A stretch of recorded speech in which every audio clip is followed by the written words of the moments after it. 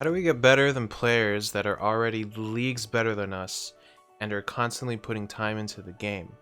It just feels like a gap that keeps growing and growing and doesn't get any smaller. The thing is, we need to start spending our time smarter. We need a system for improvement that lets us use our precious time more efficiently.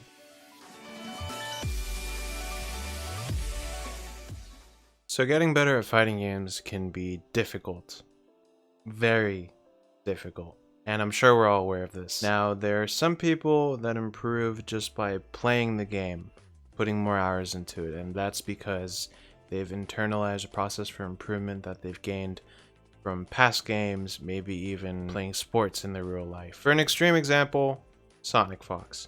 He can pick up a game and just get better at crazy speeds. They naturally get it. That person is not most people. That person is definitely not me. I'm thinking about how exactly to improve in Tekken or in Smash, and yes, we'll consider that a fighting game. I'm more often than not lost on how exactly to approach improvement, or how even to think about it. I enjoy structure in a lot of things in life, but there isn't always going to be someone to hold your hand and tell you what you need to work on or how to work on it. Everyone finds their own ways to improve, and while some methods may work better for different people, I think there's objectively better methods for the majority of people. How do we get better than players that are already leagues better than us and are constantly putting time into the game? It just feels like a gap that keeps growing and growing and doesn't get any smaller. The thing is, we need to start spending our time smarter. We need a system for improvement that lets us use our precious time more efficiently. The method I was introduced to solve this issue is titled Improve Drastic Improvement, and while the original blog post was focused on Smash Bros. Melee, today I'm going to talk about how we can use that model and we can apply it to every fighting game and reach new levels. So that means Street Fighter, Tekken, Smash Ultimate, anything. Heck, I even believe we can use this for other genres of games, but that's beyond my pay grade, so we're gonna keep it a little simpler than that. Here's an excerpt from the blog post that I think puts just the value of it into perspective. I sincerely believe that being a relatively strong competitor in Melee is not overly difficult with good design. 15 minutes twice a day with one tournament every other week is enough to see incredible growth if you are deliberate with how you use that time. Again, we're applying this to every game, and I know some of you may not have access to tournaments at all, so you can substitute tournaments for money matches or serious first to 10s, first to 5s, first to 3s, and so on. Now, a disclaimer before I go any further. Feel free to question me. Don't just blindly believe everything I say. Research for yourself, experiment, learn. I'm not a pro player.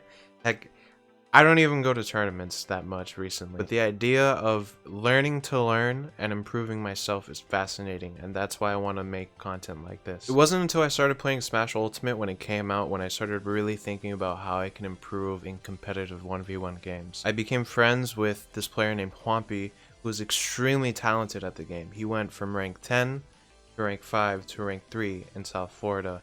And normally I would chalk that down to talent or just putting in a stupid amount of hours into the game. And while the latter was true, it was about how he spent that time. He told me the way he improved was from a system taken off the Alex Puffstuff blog. Aside from talking about a bunch of Smash improvement topics, positioning, mentality, and Melee Jigglypuff specific things, he goes in depth on a lot of processes for improvement, and Improve Drastic Improvement was the one that really stuck out to me. This video series is a highlight and a summary of that original blog post, so I highly recommend you check it out if you want a very detailed explanation of it. So what is Improve Drastic Improvement?